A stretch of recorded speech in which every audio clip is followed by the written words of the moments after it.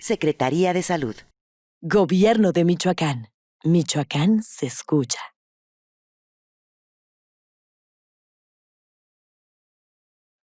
Esta plática va dirigida principalmente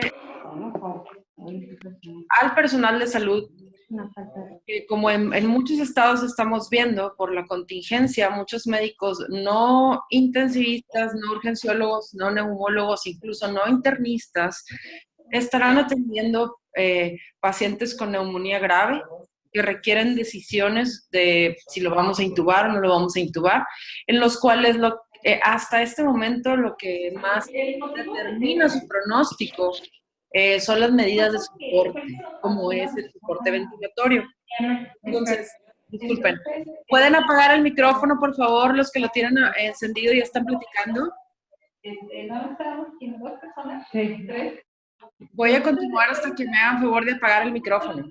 Algunas situaciones de Michoacán, pero muy bien.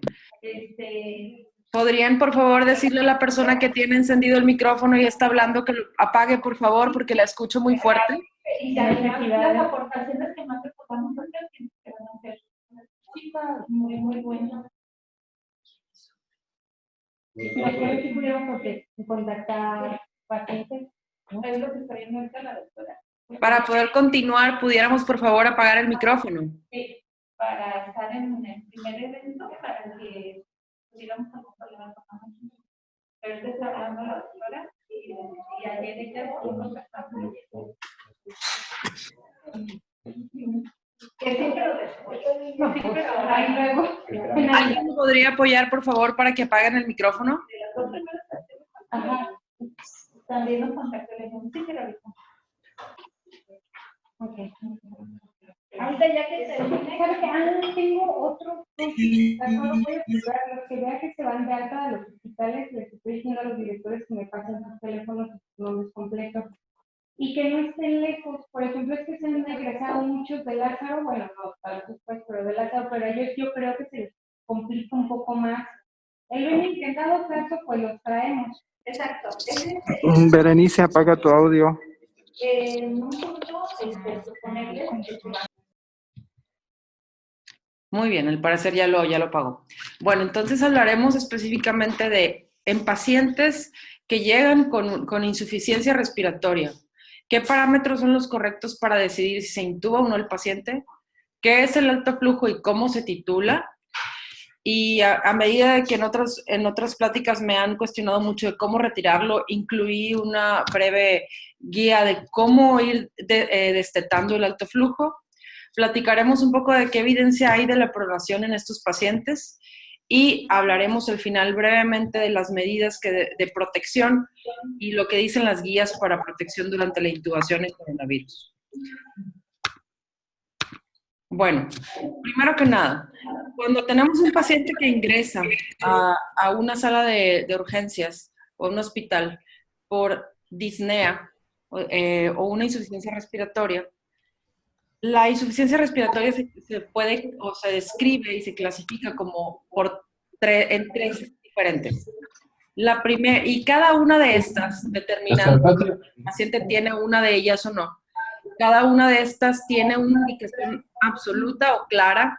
Por esta razón requiere una intubación. Discúlpenme que me interrumpa de nuevo. Saben, es muy difícil darles la plática si tienen los micrófonos encendidos. Les voy a pedir, por favor, que me ayuden apagándolos.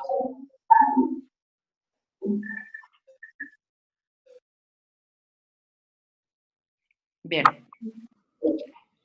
Entonces, fíjense, la primera sería que un paciente tenga únicamente hipoxemia. Ese sería la tipo 1. La segunda sería que el paciente tuviera únicamente hipercapnia. Aunque no esté hipoxémico, la hipercapnia como tal pudiera llegar a ser una indicación de intubación. Y la tercera sería que el paciente tuviera tanto hipoxemia como hipercapnia. Ahora, esta situación la podemos documentar en el paciente a través de la hipoxemia, a través de la saturación con un oxímetro o a través de la PO2 que se obtiene siempre de la gasometría, arterial, ya que la gasometría venosa, esa no nos va a servir para tomar decisiones. Y en cuanto al CO2, el sitio donde debemos de verlo para poder tomar una decisión también es la gasometría arterial. Ahora, antes de poder hablar específicamente en hipoxemia, cuáles van a ser los criterios que nos harán tomar la decisión de intubar, hay que estar todos, entender ciertos conceptos que debemos de tener claros qué son. Primero, la presión parcial del oxígeno, que como les menciono, la podemos medir en la arteria o en la vena, pero en la que nos vamos a basar es en la arterial y la abreviamos de esta manera. PaO2 significa la presión del oxígeno en las arterias. La saturación, que sabemos que es el porcentaje de oxígeno unido a hemoglobina, que es el que podemos revisar en el oxímetro también y que también viene en la gasometría. Este concepto es muy importante para todo lo que vamos a ver de uso de alto flujo, que es la fracción de oxígeno inspirado. Y esta fracción de oxígeno inspirado es qué porcentaje del aire que un paciente inspira es oxígeno. Y, por ejemplo, en el ambiente, nosotros en este momento estamos inspirando un aire que tiene el 21% de oxígeno solamente. Y este cociente que pongo aquí abajo no es un cociente que nos vaya a ayudar a decidir si intubo o no a alguien, pero es un parámetro que se utiliza para definir gravedad en SIRA, que es síndrome de insuficiencia respiratoria aguda.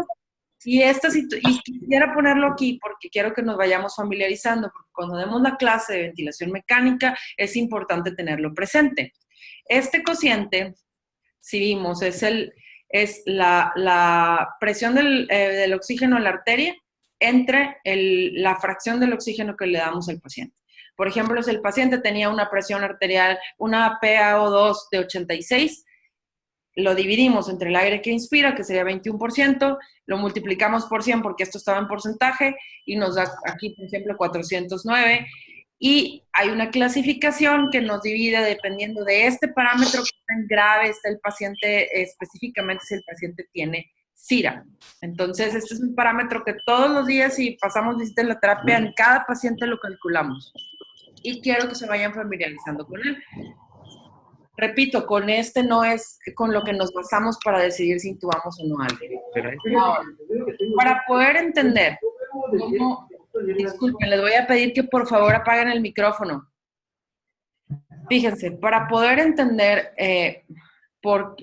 cómo tratamos la insuficiencia hipoxémica y por qué funciona también el hecho de poner oxígeno en puntas nasales o proporcionar oxígeno a mayor concentración, es muy importante entender lo más básico de la fisiología. Aquí tenemos una gráfica que es una gráfica del libro de Guyton de fisiología y pueden ver como una altura del nivel del mar, la presión barométrica es de 760, pero la presión del oxígeno, la PO2 en los alveolos, es de 104. Sin embargo, acá al final de la gráfica ustedes pueden ver cómo, bueno, este paciente con 104 de oxígeno en el alveolo satura 97, pero pueden ver cómo si tú le pones oxígeno al paciente, aumentas demasiado la concentración hasta 673 de O2 en el alveolo y eso hace que la saturación suba. Y es muy importante porque es la principal diferencia que existe entre un paciente que tiene alto CO2 y bajo oxígeno, es que el oxígeno responde a concentración. Si un paciente tiene bajo oxígeno, yo le pongo oxígeno en puntas nasales y no importa que meta poco volumen de aire, este 104 que está aquí, al dar más oxígeno, se va a volver un 600 y la diferencia del oxígeno en el alveolo contra la diferencia del oxígeno en la vena hará que difunda más cantidad de oxígeno hacia el interior del torrente circulatorio y esto hará que el paciente mejore su saturación. Al elevar la concentración de la presión del oxígeno en el alveolo, en los alveolos sanos, no importa que los otros alveolos no estén funcionando adecuadamente, esto nos ayuda a mejorar la saturación. Hay que entender que cuando tenemos un paciente con hipercapnia, esto no funciona igual, porque el paciente con hipercapnia produzca más aire y no es simplemente de concentración. Ahora, Fíjense, para poder tomar decisiones en hipoxemia nos vamos a fijar en dos cosas. Una es la PO2, esta, y la otra es la saturación.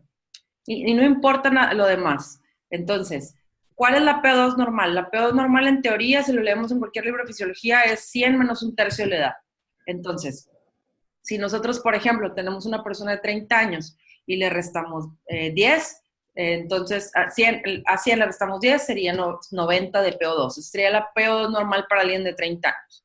Lo normal está entre 75 y 100, pero dependiendo de la edad va a ser ese valor. Entre más grande, menor PO2 se considera normal. Ahora, no importa la persona que tengas enfrente, una PO2 de menos de 60 aquí en una gasometría que te aseguraste que es arterial, y eso si no lo puedes resolver de forma inmediata, eso es una indicación absoluta de intubar al paciente. Si nosotros no intubamos a un paciente que tiene menos de 60 de PO2, esta hipoxemia va a conllevar a un aumento de la acidosis metabólica y va a condicionar que haya falla orgánica múltiple. Entonces, esto es una indicación absoluta. Ahora, si vemos aquí, la saturación, 90 de saturación equivale a un 60 de PO2. Por lo tanto, si un paciente tiene menos de 90 de saturación y no le pudiste resolver ese menos de 90 de saturación, ese paciente tiene también indicación de intubación. Ahora, es muy importante entender los mecanismos de hipoxemia, específicamente en COVID. ¿Por qué?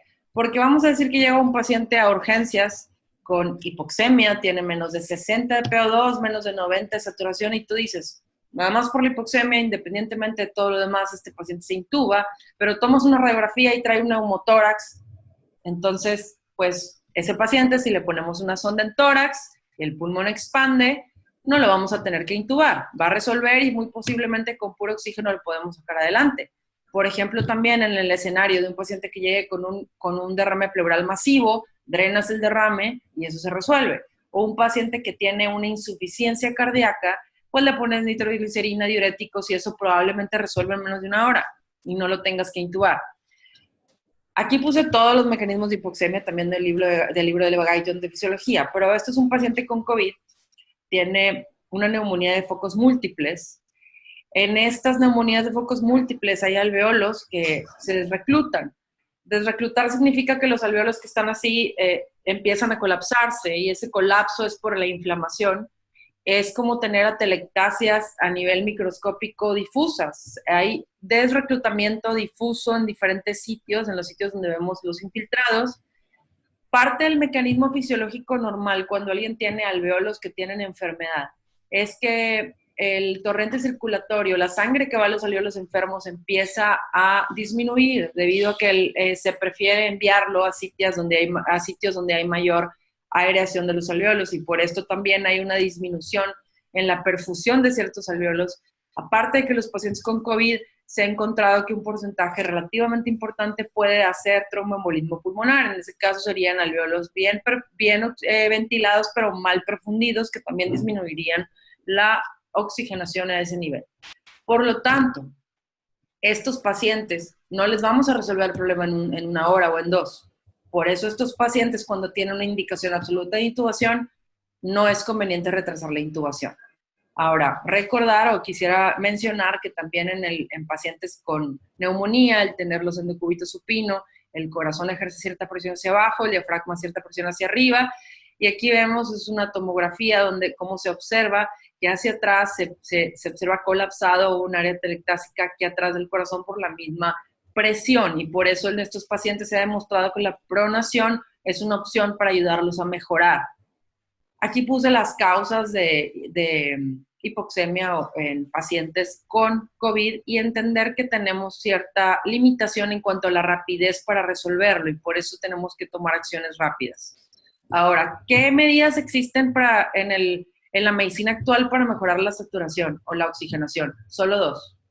El oxígeno suplementario, o sea, darle a tu paciente oxígeno a mayor concentración para que se eleve la concentración del oxígeno en los alveolos que están sanos y pase el oxígeno en los alveolos que sí funcionan, o PIP. El PIP nos ayuda a que los pacientes tengan el colapso alveolar que hubo, el desreclutamiento empieza a reclutarse y empiezan a abrir. PIP, pues sabemos que es presión positiva al final de la expiración, pero les voy a dar para que entiendan quienes no están familiarizados con ventilación, les daré un ejemplo que quede muy claro que es el PIP. Si nosotros metemos aire y sacamos solo la mitad del aire y dejamos de todo lo que habíamos sacado, dejamos la mitad adentro y respiramos ahí arriba, sería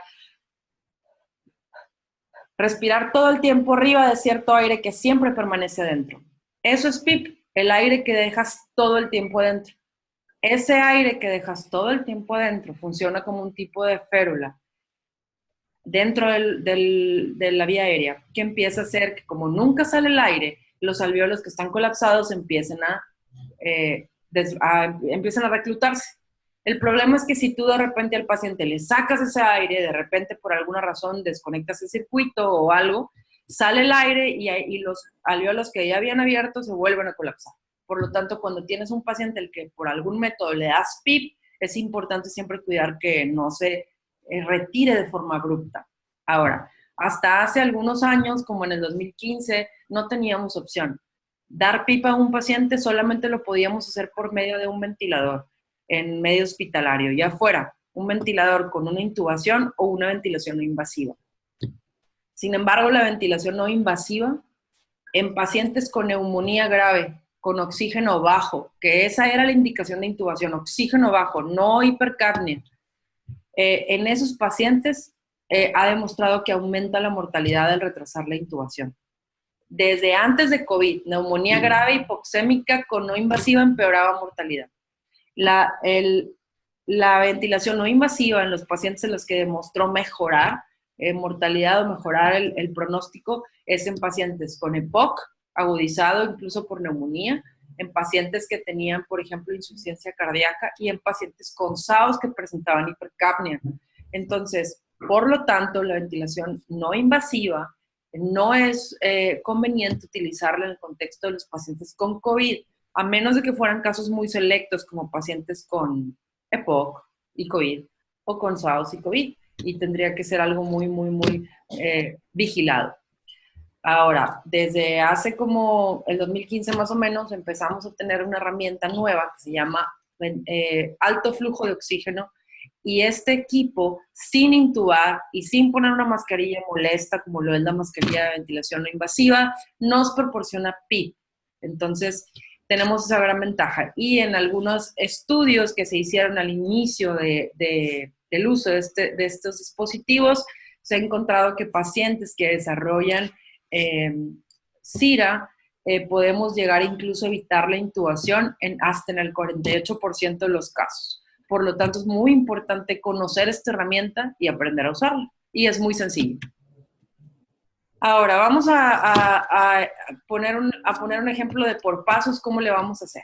Hablando específicamente de hipoxemia y no de hipercapnia. Olvidándonos, pensando que tenemos solamente pacientes que tienen oxígeno bajo con CO2 normal. Bueno, si llega un paciente con el oxígeno bajo, le pones el oxímetro y satura menos de 90, entonces lo que hay que hacer, o si viste una gasometría y trae menos de 60 PO2, lo que hay que hacer es ponerle puntas nasales. Y esas puntas nasales le vamos a poner 6 litros. Inmediatamente le vamos a poner 6 litros. Si nosotros vemos que ese paciente con los 6 litros satura 100, ya se ha documentado que no es conveniente hacer un paciente saturar 100. Entonces le vamos a bajar lo mínimo que podamos poner de oxígeno para que sature entre 93 y 96. Y ahí lo vamos a dejar. Pero vamos a pensar en el paciente que le puse 6 litros y no mejoró. Se quedó saturando menos de 90. Bueno, ¿cuánto tiempo me espero? Si no mejoró en 5 minutos, ya no va a mejorar. Pero máximo te puedes esperar 10 minutos. Le pones el oxímetro y en 10 minutos si no mejoró, olvídalo, no va a mejorar. No lo hagas perder tiempo. Pide una mascarilla con reservorio, infla el reservorio y coloca la mascarilla. Y espérate 5, igual lo mismo, lo vamos a poner en lo máximo. 10 litros es lo máximo que en teoría una mascarilla deberías utilizar. No es conveniente ponerle 15. Le pones 10 litros Y si en 10 litros no mejora la saturación, bueno, si mejora lo mismo. Si ya está en 100, le bajas a lo mínimo que puedas poner aquí para que sature entre 93 y 96. Ahora, si no funciona, si vemos que no funciona que el paciente sigue saturando abajo de 90, bueno, en ese caso vamos a proceder y si no tienes alto flujo, lo que sigue con ese paciente es que se intube. Si tienes alto flujo, vamos a utilizarlo. Y ahora les voy a explicar algo muy importante del alto flujo. Fíjense, si nosotros tenemos puntas nasales, cuando le damos a un paciente aire por puntas nasales, hay que recordar que los litros te indican la cantidad de oxígeno que viene por las puntas. No te indican la cantidad de aire, sino la cantidad de oxígeno, en litros de oxígeno por minuto. El oxígeno que viene de la toma, en teoría es 100% oxígeno. Pero el paciente, incluso como está insuficiente, que hace esfuerzo para inspirar, tú no sabes qué fracción de aire del que introduce es oxígeno, porque el paciente mete aire del ambiente y de las puntas. No sabes el porcentaje de oxígeno que está introduciendo, ni con la mascarilla, porque la mascarilla no sella. No sabes qué fracción de oxígeno le estamos dando. No, entender que aquí los litros por minuto hablan sobre la cantidad de oxígeno que viene por las puntas o por la mascarilla. En el equipo de alto flujo, este equipo nos va a dar litros de aire por minuto, o sea, cuánto aire avienta el aparato por minuto. Por ejemplo, aquí tiene 35 litros de aire por minuto, pero nos va a dar también el porcentaje de oxígeno que trae este aire. Y por eso quisiera que no se confunda, no pensar que le estoy dando 35 litros de oxígeno por minuto. En realidad le estás dando 35 litros de aire por minuto, el cual está al 21% de oxígeno, ¿sí? Ahora, este equipo tiene unas puntas muy robustas que se introducen en la nariz y que estas puntas cubren al menos 2/3 partes de las fosas nasales y esto hace que el paciente no pueda meter aire del ambiente. En teoría, el aire que inspira es completamente el aire del aparato. Por lo tanto, si tú le subes aquí al 100%, el paciente tendría 35 litros de oxígeno al 100% por minuto. Afortunadamente, en los equipos de alto flujo, solo existen 3 parámetros. La temperatura, que la mínima es 30 y la máxima 37. Los litros de aire por minuto, que la mínima es desde 5 hasta la máxima, dependiendo del aparato, hay un aparato que la mínima es 60 y la otra, la máxima es 40, y el oxígeno, el mínimo es 21 y el máximo es 100. Entonces, es muy sencillo titularlo. Ahorita vamos a platicar más de eso. Una cosa muy importante es que cuando el paciente le pones alto flujo, como el paciente no puede exhalar por completo al ser tanto el aire que introduce continuamente, este equipo te proporciona PIP. Arriba de 30 litros por minuto te proporciona entre 5 y 7 de PIP. Entonces, recordar que le estamos dando PIP al paciente al ponerle el alto flujo arriba de 30. Ahora, existen 2 aparatos de alto flujo, el Ergo 2, que está aquí arriba, y el Vapotherm. ¿Qué diferencia importante hay? Una es el límite. El equipo de arriba te da hasta 60 litros por minuto y el equipo de abajo te da hasta 40 litros por minuto. El equipo de arriba es mucho más sencillo de armar. Yo lo he armado sin que nadie me haya explicado cómo hacerlo. Yo no soy terapeuta respiratorio. Y aparte se conecta únicamente a una toma de oxígeno. Del mismo vaso de donde salen las puntas nasales, allá a un lado donde se conectan las puntas nasales, se conecta este cable y no requiere ningún dispositivo especial. En cambio, el Vapotherm lo tienes que conectar al aire médico y al oxígeno. Entonces, este equipo requieres que venga el de inhaloterapia, que te ayude a armarlo, es más difícil de armar, un poquito más complicado. El equipo de arriba lo hemos puesto en la casa de algún paciente y el de abajo pues no se puede. Entonces, a ver, pero los he utilizado los dos funcionan muy bien, solamente que el de abajo tiene algunas limitaciones que el Ergo 2 no tiene. Ahora, aquí están las pantallas. ¿Cómo se usa? Quise incluirles ¿Cómo usarlo? Pues si alguna vez se topan con uno, ¿cómo lo pueden titular? ¿Cómo le pueden mover? Y a este le oprimes el botón azul y va a parpadear. Por ejemplo, aquí son los litros por minuto. Está a 28 litros por minuto, 50% oxígeno y 36 temperatura. Le oprimes al círculo azul y empieza a parpadear uno de ellos. Tú no querías ese parámetro, le vuelves a picar y le vuelves a picar y parpadea el otro. Cuando parpadea el que querías modificar, le das vuelta hacia arriba a la perilla o hacia abajo a la perilla y cuando esté en el número que tú quieres, le vuelves a picar y ya lo programaste. Es muy sencillo, no le tienes que hablar a nadie para moverle a los parámetros. Y este de abajo, el Ergo, le oprimes a la flechita y empieza a parpadear uno de esos. Se quitan los otros tres y se deja uno solo en medio. Y ya que empezó a parpadear, le picas hacia abajo o hacia arriba y se mueve el parámetro hacia arriba o hacia abajo de uno en uno hasta donde tú quieras y le vuelves a picar a la flecha y ya queda programado. Muy sencillo de modificar los parámetros. Ahora, aquí les ponía parámetros máximos en el Vapotherm, 40 litros por minuto. Parámetros máximos en el alto flujo del Ergo 2, 60 litros por minuto. Como vemos, el Ergo 2 tiene mayor capacidad.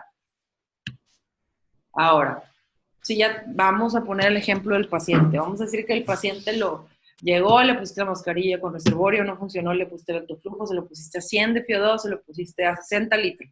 Y el paciente ya se puso bien tranquilo, ya no está agitado y ahora respira y está al 100% de FiO2. ¿Qué hay que hacer? Bueno, siempre que le pongas oxígeno a un paciente y lo lleves a 100 de saturación, en ese momento hay que bajarle al oxígeno lo mínimo que puedas darle de oxígeno para que sature entre 93 y 96. Si estuviera en CIRA el paciente, ahí sí nos conviene llevarlo a una saturación más baja, cerca del 90, lo podemos dejar incluso entre 88 y 90 un paciente con CIRA, ya que lo tienes estable, que no está polipneico.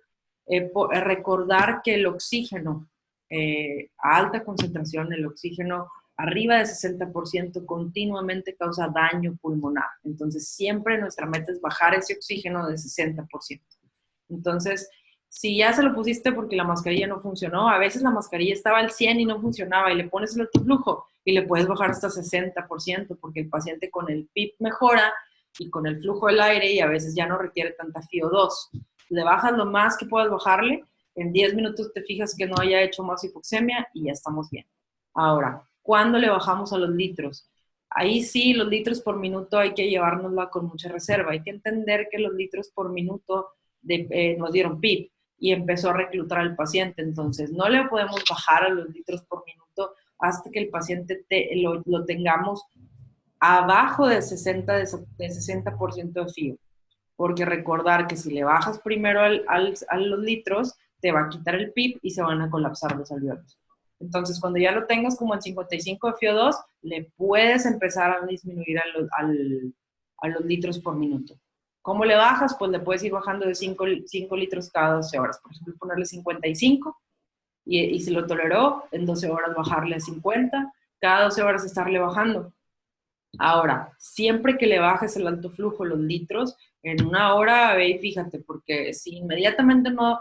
Puede pasar que ya lo tenías en 60, en 50 de oxígeno y que le bajes al flujo 5 litros y que al rato en la tarde esté hipoxémico y requiera más oxígeno porque le bajaste el aporte de los litros. A veces el paciente requiere 4 días continuos de un flujo alto de litros por minuto. Aunque tenga una FiO2 aquí un 40%, a veces tardamos en destetar este parámetro. ¿Cuándo ya le puedes dar más rápido? Cuando bajas de 30 litros por minuto, ya no le estás dando PIP. Y como ya no le estás dando PIP, ya no hay ningún problema. Le puedes ir bajando más rápido. Incluso le puedes bajar de 10 en 10, irlo vigilando. Ahora, si el paciente, vamos a poner el escenario, el paciente le pusiste el alto flujo a tope, le pusiste 100 de FiO2, le pusiste 60 litros por minuto, y pasó una hora y el paciente sigue con la PO2 baja, menos de 60 de PO2, menos de 90 de saturación. Bueno, en ese escenario, ese paciente se tiene que intubar y no nos conviene retrasar la intubación. Si nos pusiéramos así muy permisivos, fuera de la literatura internacional, siempre se ha manejado 60 y 90 de corte.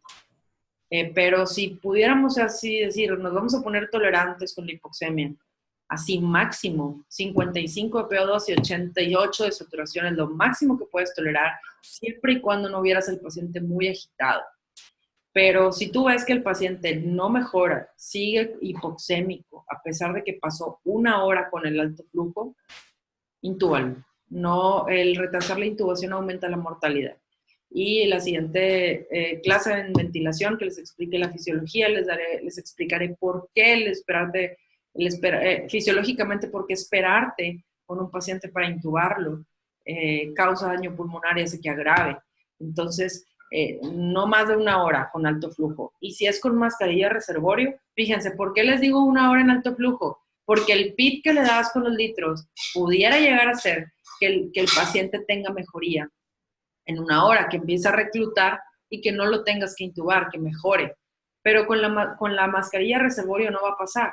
O sea, con la mascarilla con reservorio no te esperes 1 hora. Si no tienes alto flujo en tu institución, intúbalo. No te esperes porque en 1 hora no va a mejorar. Ahora, pronación sin intubar. Fíjense, la pronación está estudiada y bien documentado en estudios aleatorizados que funciona en pacientes con SIRA que tienen una PAFI, que es ese cociente que les expliqué la fórmula, abajo de 150, que los pronas las primeras 24 horas y que los dejas 16 horas pronados cada 24 horas. Así funciona y disminuye los días en el ventilador y se mueren menos.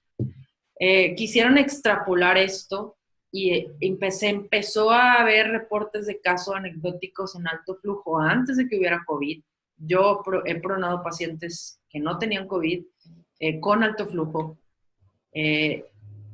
porque, como les digo, reportes de caso. Hay un estudio donde incluyeron 6 pacientes con diferentes enfermedades, con alto flujo, no COVID, donde los pronaron a los 6 y de esos 6 se tuvieron que intubar únicamente 2 pacientes. Entonces, este protocolo donde los pronan con alto flujo, que son solo 6 pacientes, que no es un estudio aleatorizado, ellos los pronaban 2 a 3 horas cada 12 horas. Yo sé por experiencia propia que es muy difícil que un paciente no sedado, porque no está intubado, te tolere la pronación durante mucho tiempo. No lo aguantan, son pacientes con insuficiencia respiratoria, ¿no? Difícilmente te aguantan más de 1 hora. Entonces, primero entender el contexto de la evidencia que hay. No hay una evidencia así con estudios aleatorizados. Sin embargo, por la foto que les enseñé donde el corazón comprime y hay evidencia de colapso pulmonar, hace mucho sentido que funcione. Incluso en muchos lugares lo están haciendo, incluso en pacientes que respondieron a mascarilla o respondieron con puntas. Es algo que se sugiere hacerlo. Sin embargo, hay que tener mucho cuidado, sobre todo si lo van a pronar con alto flujo.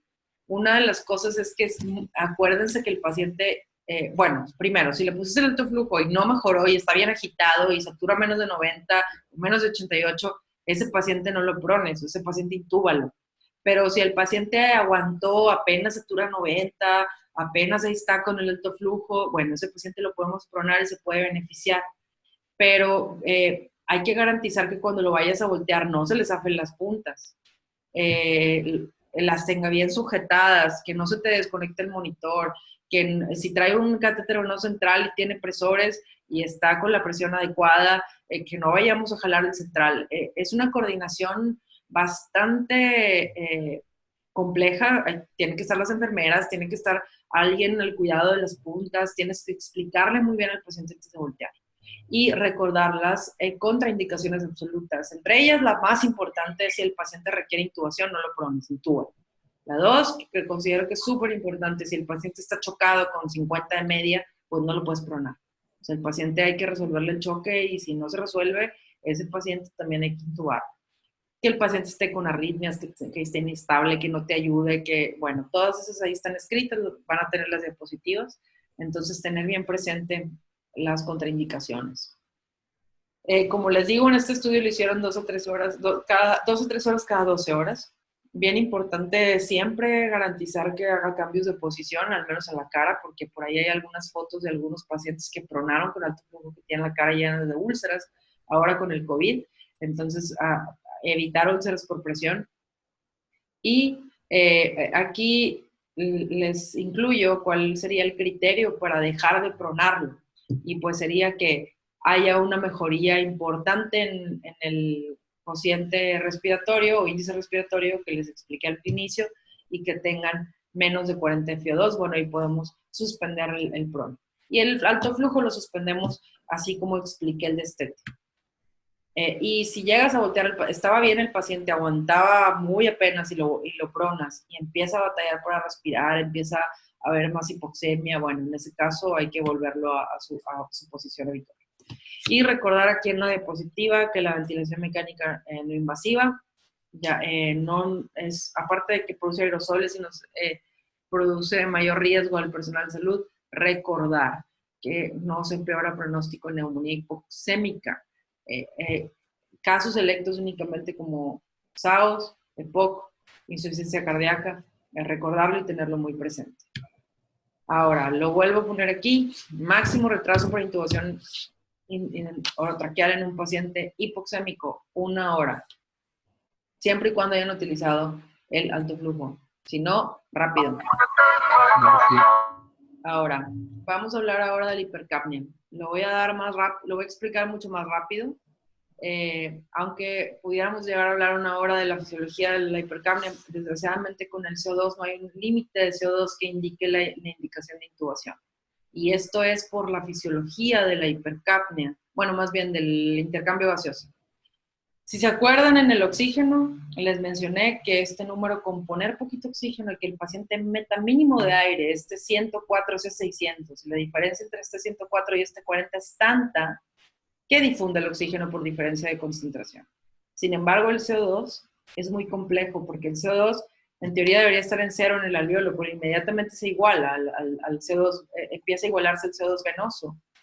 Y la única manera de que salga más CO2 hacia el alveolo es que saques ese aire y metas aire nuevo. El problema entonces es que el CO2, bajar el CO2 depende de la ventilación, o sea, de qué tanto aire introduce el paciente. Y esto hay que tenerlo siempre muy presente.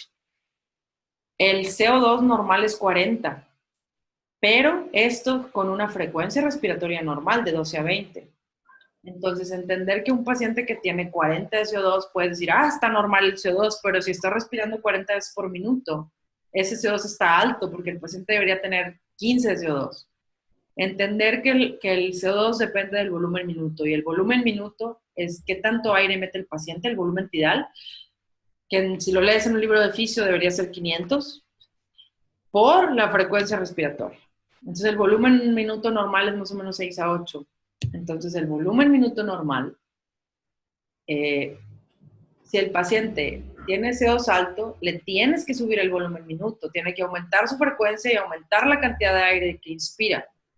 Un CO2 alto condiciona que el pH, que es lo normal, es de 7.35 a 7.45, se vuelva ácido. Y un pH de menos de 7.20 es una urgencia absoluta a tratar, porque menos de 7.20 de pH te puede condicionar arritmias y paro cardiorrespiratorio. Entonces, la hipercapnia en forma aguda es más peligrosa que la hipoxemia, porque la hipoxemia va a tardar en que el paciente caiga en paro, a diferencia de la hipercapnia. Y siempre les comento un ejemplo. Todos fuimos médicos internos de pregrado o fuimos médicos pasantes, quien fue médico pasante en un servicio, en algún hospital.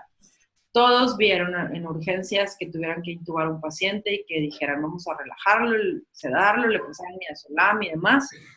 Y el paciente lo intentaba intubar, el R1, el R2, el R3, todo el mundo lo intentaba intubar y se tardaban 15, 20 minutos, media hora.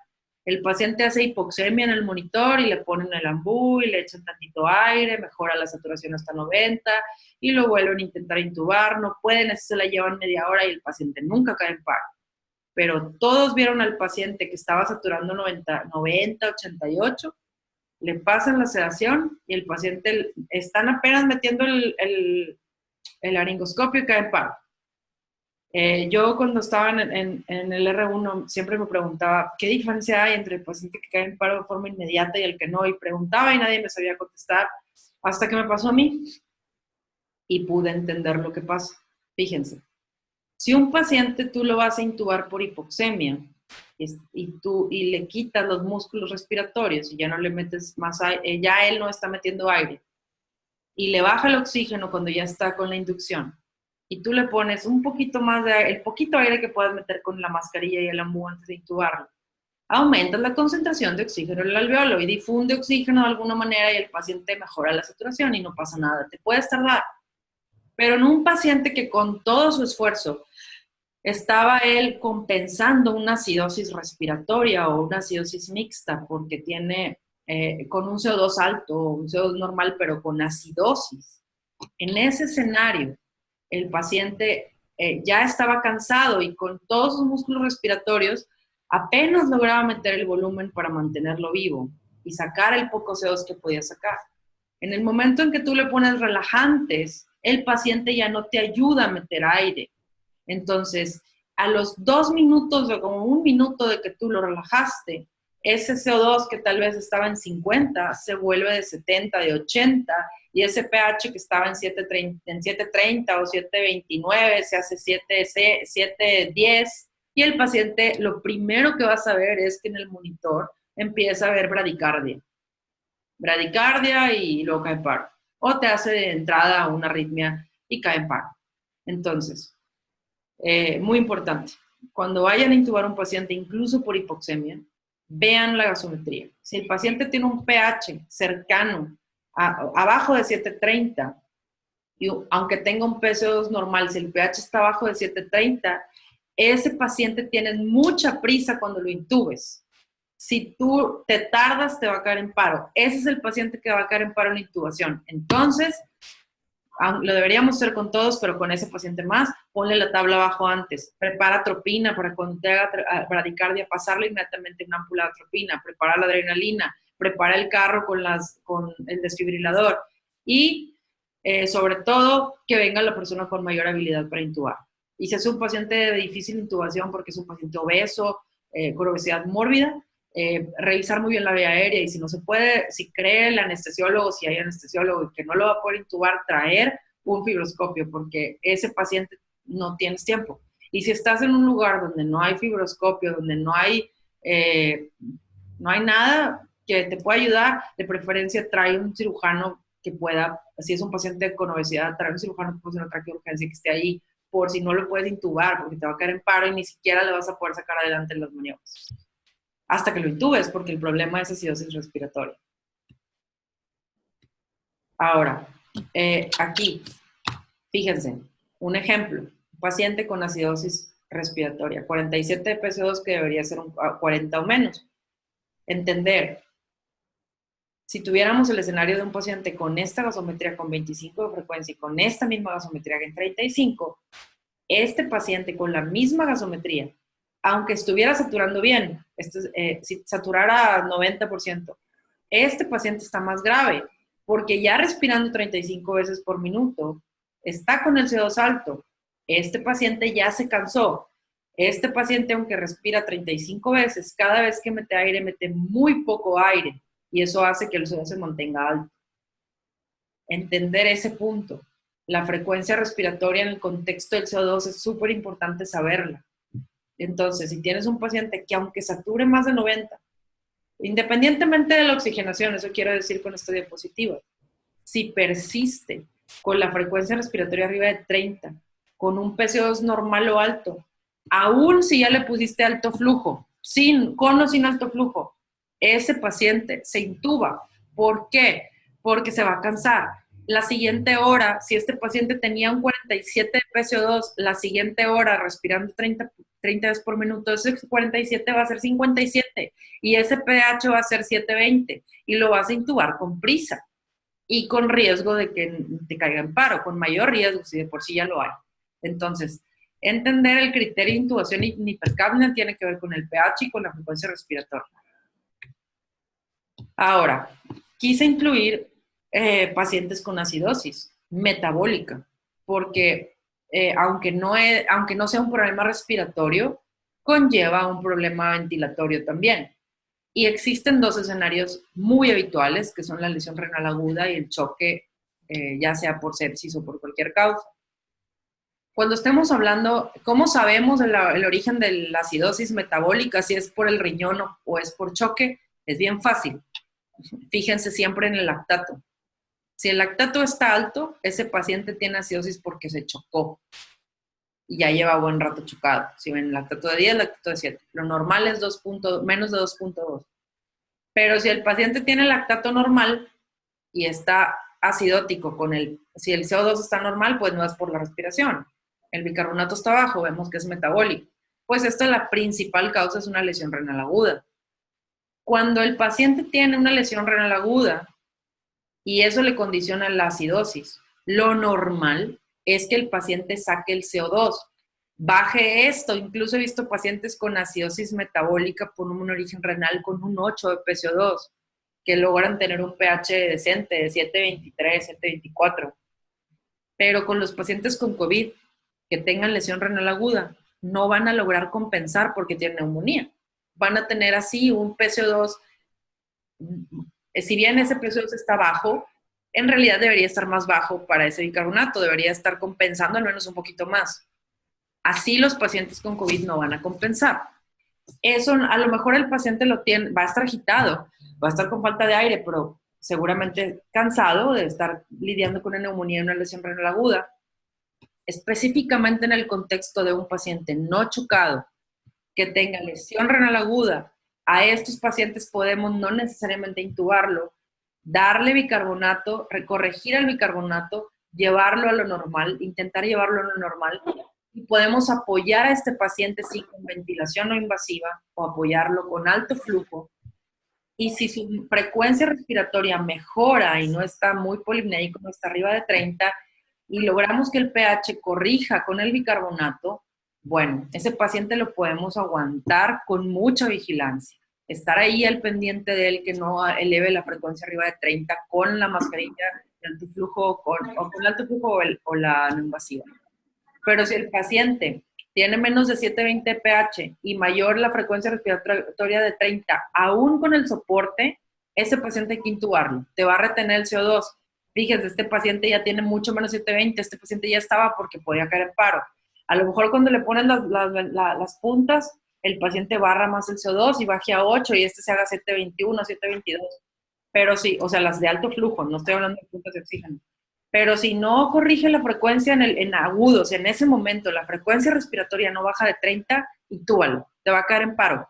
Intúbenlo porque por la acidosis mixta va a caer en paro. ¿Y por qué digo mixta? Porque ese CO2 debería estar más abajo, aunque está bajo.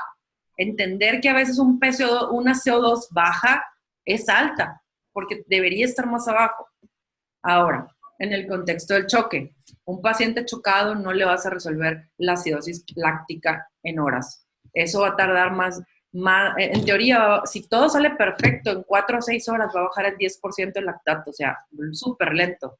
Entonces, lo que hay que hacer con estos pacientes, obviamente, es intubarlo. Está chocado, no va a mejorar, aunque el oxígeno, imagínense que sature 100, no importa.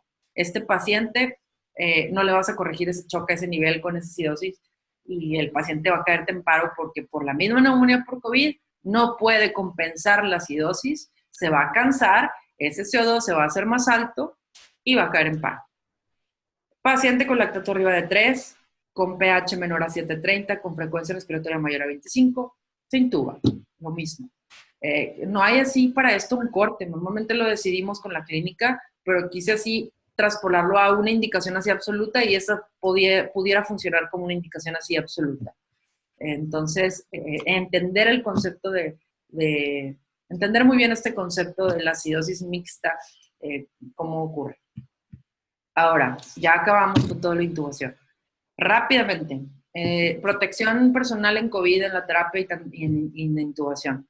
Para sorpresa de muchos, en las guías emitidas por la OMS, ellos recomiendan al personal que va a intubar y que hará cosas ahí con aerosoles en pacientes con COVID.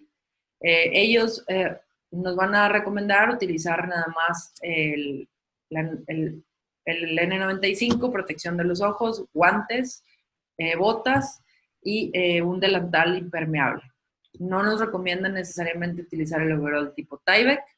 Entonces, si nosotros lo vemos, aquí está en un esquema, la protección facial, la N95, el impermeable, utilizar los guantes, se sugieren dobles guantes y las botas. Aquí está uno de mis maestros de ventilación mecánica con todo el traje, como lo utilizan en uno de los hospitales privados de esta ciudad, con sus botas, dobles guantes, su bata impermeable, su gorro y su mascarilla y su N95. Así están viendo pacientes en terapia y así están intubando ahí. Y aquí están en Estados Unidos con el mismo esquema de protección. Ahora, esto en las guías, fíjense, esto lo hacen ahí en uno de los hospitales de aquí de Monterrey y en algunos hospitales en Estados Unidos. Sin embargo, por ejemplo, en el hospital universitario aquí en la misma ciudad y en tecnológico, en Tech Salud, lo que viene siendo Hospital Zambrano y tecnológico, están utilizando en pacientes confirmados y utilizan el overall. En el hospital universitario, en pacientes confirmados para intubarlo, utilizan el overall. Entonces, no hay así una regla. Ellos ahí, por ejemplo, en el universitario, en caso de paciente sospechoso, utilizan y en confirmado utilizan el overall. Entonces, lo que mencionan los lineamientos es que el médico se sienta seguro y entre más protegido estés y más seguro te sientas, mejor tu forma de trabajar. Entonces, si lo tienen, pues es un muy buen recurso para utilizarlos y los hace sentir mejor. Nadie sabe a quién le va mejor, al que trae el overall o al que no lo trae, y por eso son únicamente recomendaciones que no tienen evidencia sustancial detrás de ellas. Ahora, la caja esta para intubar, la Aerosol Box. Esta Aerosol Box, hay un artículo en New England donde demuestran que el utilizarla disminuye los aerosoles que está intubando. Sin embargo, hay por ahí otro artículo en contra donde hablan de que se concentra la carga viral en la caja y que finalmente lo tienes que quitar y esparce el virus. Entonces, que realmente no hay certeza de si es mejor usarla o no. Yo pudiera decirles que si yo tuviera que intubar con esa caja, para mí sería muy complicado, a mí me retrasaría el tiempo, me tardaría más en intubar y yo no me sentiría cómoda con ella, específicamente yo. Pero habrá anestesiólogos que sean increíblemente hábiles o algunos médicos que están en áreas de urgencias e intuban todos los días, que posiblemente para ustedes no sea ningún problema intubar con la caja y se sientan mejor. Lo que hay que entender es que no hay ninguna evidencia sustancial de que esto sea mejor. Usar esa caja sea mejor que no usarla y lo mismo, quien se sienta cómoda con ella es una opción y se puede utilizar y en algunos hospitales, por ejemplo en el universitario, hay anestesiólogos que la están utilizando, aquí en el universitario en Monterrey, pero hay quienes están decidiendo no utilizarla por lo mismo de que no hay la evidencia. Y pues aquí al final les dejo mi teléfono, es mi celular, y pues esperemos que les haya servido en algo la plática y como quiera, si tuvieran alguna duda, si son médicos que no tienen experiencia con esto, harán una curva de aprendizaje muy rápida si les toca estar usando intubando pacientes diariamente durante la contingencia, pero en dado caso de que tengan alguna duda, que estén frente a un paciente y no sepan no sepan si le intuban o no tengan duda, yo estoy disponible, me pueden mandar un WhatsApp y si no estoy con paciente, para mí, sin juzgarlos, sin criticarlos, todos pasamos por ese momento. Yo también fui médico general y también fui R1 y tuve duda 1.000.000 de veces.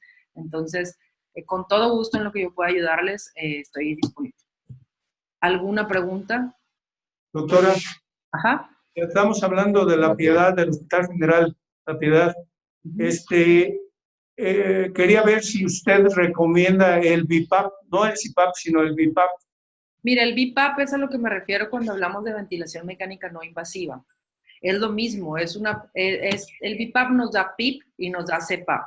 O sea, nos maneja una presión positiva al final de la inspiración y nos maneja también una presión de soporte para la inspiración. Estas herramientas han demostrado, el BiPAP ha demostrado que neumonía hipoxémica desde antes de COVID empeora el pronóstico. Por lo tanto, en pacientes que lleguen con neumonía e hipoxemia, no se recomienda utilizar el BiPAP. Si tuvieran, por ejemplo, un paciente que trae una neumonía leve y trae una lesión renal aguda con acidosis metabólica, bueno, ahí lo pudiéramos utilizar. O, por ejemplo, en pacientes que vengan con SARS y COVID, pudiéramos considerar usarlo, o en pacientes con EPOC, que es en los que ha demostrado que nos da beneficio. Pero un paciente común, el grueso de los pacientes con COVID que van a llegar con neumonía, con infiltrados bilaterales hipoxémicos, en esos pacientes está bien demostrado que aumenta la mortalidad, entonces no lo sugerimos por esa razón. Gracias. ¿Alguna otra pregunta? Bueno, si no tienen alguna pregunta, entonces les voy a hacer llegar las diapositivas y como quiera estamos disponibles para cualquier cosa. Ah, ya está, estoy viendo lo de cuántos días. Fíjense, los días en el alto flujo son muy variables. He tenido pacientes que en 3, 4 días lo podemos destetar, pero incluso he tenido pacientes que los hemos tenido tal vez 10 días en el alto flujo. Hay que entender que vamos a ir viendo con el paciente. Le vamos bajando, como les digo, el FiO2. Cuando le bajas de 60 al FiO2, le empieza a bajar el flujo. Y te fijas que el paciente, al bajarle el flujo, no te requiere aumentar el FiO2. Si le tuviste que aumentar el FiO2, mal, hay que subirle otra vez al flujo. Entonces, lo que el paciente se tarde. Los pacientes con COVID, por lo que hemos visto, los que llegan a tener insuficiencia respiratoria y tienen que ir al hospital, por lo general tienen un proceso un poco lento en recuperarse. Entonces, pudiera llevarse probablemente, no sé, tal vez 10 días en salir adelante. Y lo que el paciente necesite, ahora sí que no tenemos prisa, nos vamos tranquilos y recordar que pues no podemos, cuando ya le bajes de 30 de flujo, ya te puedes ir más rápido. Y si tuvieras prisa, por ejemplo, porque tienes otro paciente que tiene neumonía por COVID y quieres usar el equipo, bueno, pudiéramos, ya que baje de 30, tratarlo de pasar a puntas. Lo que sí es que no sugiero pasar a un paciente a mascarilla de reservorio. O sea, quisiera que lo pasen a puntas porque ya está tan bien que ya aguanta unas puntas nasales. De lo contrario, mejor dejen el alto flujo. Déjenme leo las preguntas. Respecto al consentimiento informado, respecto a si un paciente no lo van a intubar o cuál es la pregunta específica con el consentimiento informado. Realmente, por ejemplo, con el alto flujo, pues es una terapia de soporte no invasiva, entonces podemos ponerlo sin necesidad de un consentimiento informado. En cambio, por ejemplo, cuando un paciente se tiene que intubar, bueno, ahí sí tenemos que, como hay riesgo que el paciente caiga en paro, pues ahí sí tenemos que tener consentimiento informado, siempre por protección, ¿verdad? Porque hay riesgo de muerte durante la intubación. Entonces, de preferencia, siempre firmarlo antes de intubar. Fíjense que creo que para lo de la presentación, veré si me pueden pasar la charla que di el día de ayer, porque creo que está con menos interrupciones y se las mando. No sé si alguien del equipo de ustedes la grabó, pero si no, veo si me pueden conseguir la misma charla, la di el día de ayer a otro estado, para que se las puedan pasar y que va un poquito más fluido. Aquí empezamos un poco ahí con problemas de lo del micrófono. Bueno, si no hay otra pregunta, agradezco mucho su atención y pues les haré llegar las diapositivas que tengo que pasar hacia formato PowerPoint porque las tengo en Keynote. Les haré llegar las diapositivas y como quiera estoy al pendiente. Ojalá que no vivan un momento difícil y que no empeore la contingencia, pero en dado caso que esto empeore y tengan que estar al frente del paciente decidiendo cosas que no son para su especialidad, estamos el doctor Eric Rendón y yo en la mejor disposición de apoyar. A veces una simple pregunta, para nosotros si nos preguntan algo, a veces con que nos digan 2, 3 valores ya podemos ayudarles a tomar la decisión, entonces estamos ahí disponibles en dado caso de que se requiera. Doctora, buenos días. ¿Sí? Soy la doctora Jennifer Villafán, del área de capacitación, y me pidió a nombre de la Secretaria de Salud, la doctora Diana Celia Carpio Ríos, que bueno, ahorita están en reunión con el doctor Carlos Ramos Esquivel, pues agradecerle de antemano el tiempo que nos pudo otorgar en esta hora completa sobre el tema del protocolo de los pacientes con COVID. De flujo, de cómo intubarlos. Agradecerle de antemano en nombre de ellos y bueno, pues creo que mis compañeros de todos los hospitales que estamos ahorita conectados, creo que les ha gustado su charla, su ponencia y por supuesto que les haremos llegar en su momento la grabación de esta presentación para que se queden tranquilos los compañeros que tuvieron algún problema en la conexión y entendemos por las circunstancias también de que todos estamos conectados en un mismo momento, tiempo, y que ahorita pues esta herramienta de lo virtual es como nuestra parte de trabajo cotidiano, ¿no? En estos momentos. Agradecerte, doctora, y también al doctor Eric por este tiempo, y pues ya nos estaremos viendo en las próximas presentaciones. Muy bien, claro que sí. Que estén muy bien. Gracias y estamos al pendiente. Gracias. Secretaría de Salud. Gobierno de Michoacán. Michoacán se escucha.